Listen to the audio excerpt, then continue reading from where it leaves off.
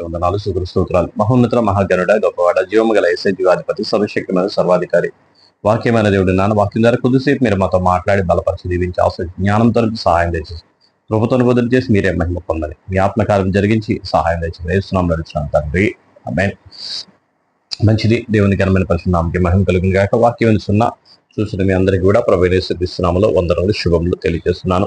నేటి దినాన మనం 18వ అధ్యాయాన్ని ధ్యానం చేస్తాం. ఆ 18వ అధ్యాయంలో మనం చూసినట్లయితే ఏలియా అగ్నిని కిందకి దింపగలిగిన అంత ప్రార్థనా పరుడిగా ఉన్నాడు.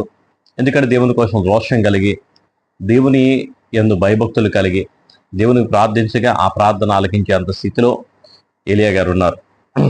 ఆ ఏలియా ఆ కరువు వచ్చినప్పుడు 3 సంవత్సరాల కరువు వస్తుందని చెప్పేసి ఈ సంవత్సరం మంచైనా వర్షమైనా పడదన్నాయి అని చెప్పి అక్కడ నుండి వెళ్ళిపోయాడు. వెళ్ళిపోయిన తర్వాత ఆ దేశమంతా కూడా 3 సంవత్సరాల కరువుతో ఉంటుండగా అహాబు చాలా పశువులు కూడా గడ్డి లేదే అని చెప్పేసి అక్కడున్న బెజ్జాన్ని పిలిచి నువ్వు పక్క నిన్న పక్క వెళ్ళు అని చెప్పేసి అక్కడ పక్క వెళ్ళారు. వాళ్ళు వెళ్ళిన తర్వాత ఏలియా వాళ్ళు దర్శించాడు. మళ్ళా దేవుడు వెళ్ళి అహాబు కనపడమన్నాడు. అహాబు దగ్గరికి వెళ్ళి చెప్పమన్నప్పుడు ఏలియా వెళ్ళి ఆ ఒబెజ్జా కనపడ్డాడు. ఒబెజ్జా వచ్చి అంటున్నాడు కదా, అయ్యా నువ్వు కనుక ఇప్పుడు నా యజమాని చెప్పమని చెప్పి అంటున్నావు, నేను కనుక వెళ్ళి చెప్పినప్పుడు ఈలోపు ఏమైనా ఈలోపు దేవుడు నిన్ను ఎక్కడికైనా తీసుకెళ్ళి దాచేసాడు అనుకో, నేను నా యజమాని చెప్తే నా యజమాని చంపేస్తాడు. ఎందుకంటే నిన్ను వెతకని ప్రదేశం ఒకటి కూడా లేదు, నేను వెతకని జనం అంటూ ఒకటి కూడా లేదు. వాళ్ళందరి దగ్గర విచారణ చేసి ఏమి చేయలేక నిస్సహాయ స్థితిలో ఆయన ఉన్నాడు. ఈ రోజు నువ్వు కనబడ్డావు అని చెబితే మరలా నీ గురించి వస్తాడు, నువ్వు ఇక్కడ లేకపోయాడే నన్ను చంపేస్తాడు. అయ్యా నేను 50 మందిని 100 మందిని గృహంలో దాచి వారికి అన్నపానాలు పెడుతున్నాను. నేను ఇజ్రాయేల్ దగ్గర ఉన్నప్పటికీ కూడా నేను దేవుని మీద భయభక్తులు కలిగి ఉన్నానయ్యా అని చెప్పేసి అన్నప్పుడు ఏం పర్వాలేదు వెళ్ళి కనబడి అని చెప్పాడు. అహాబు వచ్చాడు. అహాబు వచ్చినప్పుడు అక్కడ పెద్ద ఒక ఇది జరిగింది. 400 మంది ప్రవక్తల పక్కనను ఏలియా ఒక పక్క. నీ దేవుడైతే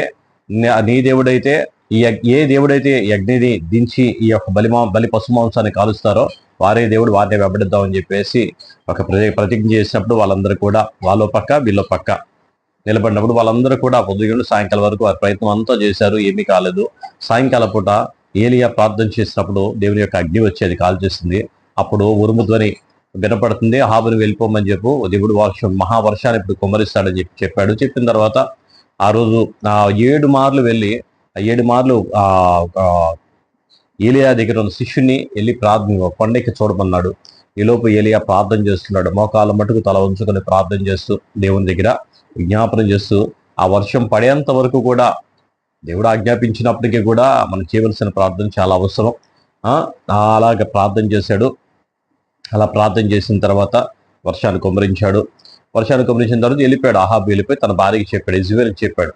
ఇజ్రాయేల్కి ఏమని, ఇలా జరిగింది, ఇలాగ అక్కడ వారికి వీరికి మధ్య వివాదం జరిగింది, వాళ్ళందరూ కూడా 400 మంది ప్రవక్తలందరూ కూడా చంపేశాడు అని చెప్పినప్పుడు ఇజ్రాయేల్కి ఎక్కడ లేనంత కోపం వచ్చి ఇజ్రాయేల్కి ఎక్కడ లేని కోపం వచ్చి అందులో ఒకరిని పంపించి ఏలియా దగ్గరికి పంపించి చెప్తా ఉంది.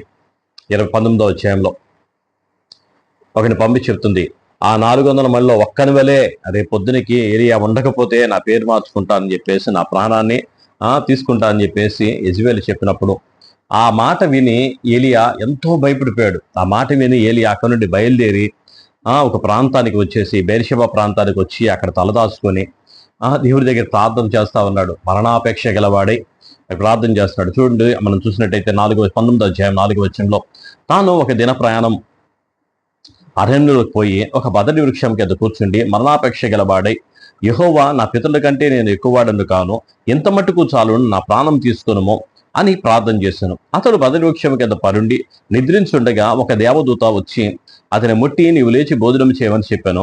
అతడు చూసినంతలో అతని దగ్గర నిప్పుల మీద కాల్చబడిన అప్పమును నీలబుడ్డియు కనబడెను. అప్పుడు గనుక అతడు భోజనం చేసి తిరిగి పరుండెను. అయితే యెహోవా దూత 2వ మారు వచ్చి అతని ముట్టి, నీ శక్తికి మించిన ప్రయాణం నీకు సిద్ధమై ఉన్నది, నీవు లేచి భోజనం చేయమని చెప్పినప్పుడు అతడు లేచి భోజనం చేసి ఆ భోజనపు బలము చేత 40 రాత్రులు 40 పగళ్ళు ప్రయాణం చేసి దేవుని పర్వతం పేరు పెట్టబడిన హోరేబు కొండకు వచ్చి అచ్చడ ఒక గుహలో చేరి బస చేశాను. యెహోవా వాక్కు అతనికి ప్రత్యక్షమై, ఏలియా చెడు నీవేం చేయుచున్నావని అతన్ని అడగగా అతడు, ఇశ్రాయేలు వారు నీ నిబంధన చేసి నీ నిబంధన త్రోసివేసి బలిపీఠమును పడగొట్టి నీ ప్రవక్తల ఖడ్గము చేత హతము చేసిరి. సైన్యములకు అధిపతి యెహోవా కొరకు మహారోషము గలవాడని నేనొక్కడిని మాత్రమే మిగిలి ఉండగా నన్ను కూడా చంపడానికి యెజబెలు చూస్తుంది అని చెప్పి దేవుని దగ్గర ప్రార్థన చేస్తాడు. దేవుని దగ్గర ప్రార్థన చేస్తుంటే దేవుడు అన్నాడు కదా, 40 రోజులు 40 రాత్రులు ప్రయాణం చేసి దేవుడు పర్వతబడిన హోరేబు కొండకు వచ్చి అక్కడ బస చేస్తుండగా దేవుడు ఆయన దర్శించి ఆయన మాట్లాడు, నువ్వు ఇక్కడ ఏం చేస్తున్నావు, నువ్వు చేయవలసిన పని ఏంటి, ఇక్కడ ఇంత ప్రశాంతంగా ఎలా పడుకున్నావు అని చెప్పేసి అంటే, అయ్యా అలా కాదయ్యా, యెజబెలు నన్ను చంపడానికి వచ్చింది, నేను ఒక్కడ మాత్రం ప్రవక్తను మిగిలిన్నాను అని చెప్పి ఆ రోజు మాట్లాడుతున్నాడు. ఆ రోజు మాట్లాడిన తర్వాత దేవుడు ఆయన దర్శించాడు. దేవుడు దర్శించడానికి సుడిగాల్లో వచ్చాయంట. సుడిగాల్లో వచ్చినప్పుడు దేవుడు ఏమైనా వచ్చి అక్కడ నిలబడతాడేమో అనుకున్నాడు. అప్పుడు రాలేదు, తుఫాన్ వచ్చింది, మెరుపు వచ్చింది, ఇవన్నీ జరుగుతున్నా దేవుని దగ్గర ఏమి రాలేదు. కానీ తర్వాత 14 వచ్చిందో అందుకతడు 13 వచ్చిందో ఏలియా దానిని విని తన దుప్పటి ముఖమును కప్పుకొని బయలుదేరి గృహ వాకిట నిలిచెను. అంతలో ఏలియా, నీవు చితవి ఏం చేస్తున్నావని ఒకడు పలికిన మాట అతనికి వినపడును. అందుకతడు, ఇశ్రాయేలు వారు నీ నిబంధన తోసివేసి నీ బలిపీఠంలో పడగొట్టి నీ ప్రవక్తలను ఖడ్గము చేత హతము చేసి సైన్యములకు అధిపతి సైన్యములకు అధిపతి దేవుడు నాకు యెహోవా కొరకు మహారోషము గలవాడని నేను ఒక్కడిని మాత్రమే మిగిలి ఉన్నాను అని మరలా రెండోసారి కూడా చెప్తా ఉన్నాడు. రెండోసారి చెప్తూ ఉండగా ఇప్పుడు అంటున్నాడు కదా, సర్లే నువ్వు లేచి వెళ్ళి ఇశ్రాయేల్ దేశంలో సిరియా దేశానికి వెళ్ళి అక్కడ హజాయేలు ఉంటాడు, ఆయన అభిషేకించు, అతను రాజుగా అభిషేకించు. అలాగే ఇశ్రాయేల్ దేశానికి వచ్చి యేహూని అభిషేకించు, యేహూను రాజుగా అభిషేకించు.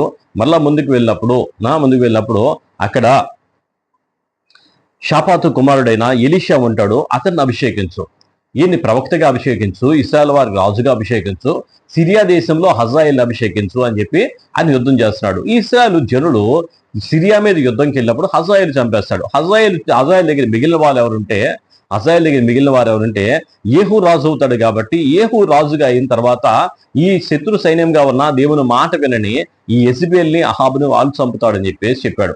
వాళ్ళందరూ మిగిలిన తర్వాత మిగిలిన వారు నీ చేతికి వస్తారు, నీ చేతిలో హతులవుతారు, నీ మాట సెలవిచ్చిన చోట వారు అవుతారని చెప్పేసి చెప్పాడు. అప్పుడు బయలుదేరి ఆయన వెళ్తున్నాడు. 19 వచ్చింది. ఏలియా నుండి పోయిన తర్వాత అతనికి షాపాతు కుమారుడని ఎలీషా కనబడను. అతడు తనకు ముందుగానున్న 12 అరకల ఎడ్లు దున్నించుచు 12వ అరక తాను తోలుచుండెను. ఏలియా అతన్ని చేరబోయి తన దుప్పటి అతని మీద వేయగా అతడు ఎడ్లను విడిచి ఏలియా వెంట పరిగెత్తి, నేను పోయి నా తల్లిదండ్రులను ముద్దు పెట్టుకొని తిరిగి వచ్చి నేను వెంబడించేదనని చెప్పి అతనికి సెలవీయగా ఆయన వస్త్రపు చెంగు ముట్టితే చాలు స్వస్థపరచబడతానన్నట్టుగా ఏలియా యొక్క దుప్పటి ఎలీషా మీద పడగానే ఎలీషా వెంబడి వెళ్తూ ఉన్నాడు. ఎలీషా వెంబడి వెళ్ళి, నేను నా తల్లిదండ్రులు చెప్పి నేను వెంబడిస్తాను, దేవుని ప్రవక్తగా ఉంటానన్నట్టుగా అక్కడ కాడి ఎడ్లను చీల్చి అక్కడ వాళ్ళందరికీ కూడా భోజనం పెట్టి దేవుని పని కోసం సిద్ధమై దేవుని పని కోసం ఆయన వచ్చేసాడు ఎలీషా ప్రవక్త. ఇప్పుడు మనం ఇలాగా 19వ అధ్యాయం అంతా కూడా దేవుని కోసం నిబంధనగాను, దేవుని కోసం మరొక కొత్త విధానంలోకి వెళ్తున్న కొత్త ప్రవక్తను తీసుకొస్తున్నాడు, వేరొక రాజును తీసుకొస్తున్నాడు. అలాగే శత్రురాజును కూడా ఆయన రేపుతూ దేవునికి విరోధంగా చేసిన ఒకదాని మీద ఒకటి ఇంకనో పాపంలోకి వెళ్ళే పరిస్థితి ఇశ్రాయేల్ ప్రజలు చేస్తున్నాడు. దేవుడు మాత్రం తన కార్యాన్ని జరిగిస్తూనే ఉన్నాడు. దేవుని కృప తోడే ఉండి నడిపించును గాక. వాక్యం చూస్తున్న మీ అందరికీ కూడా నా 2 వందనాలు.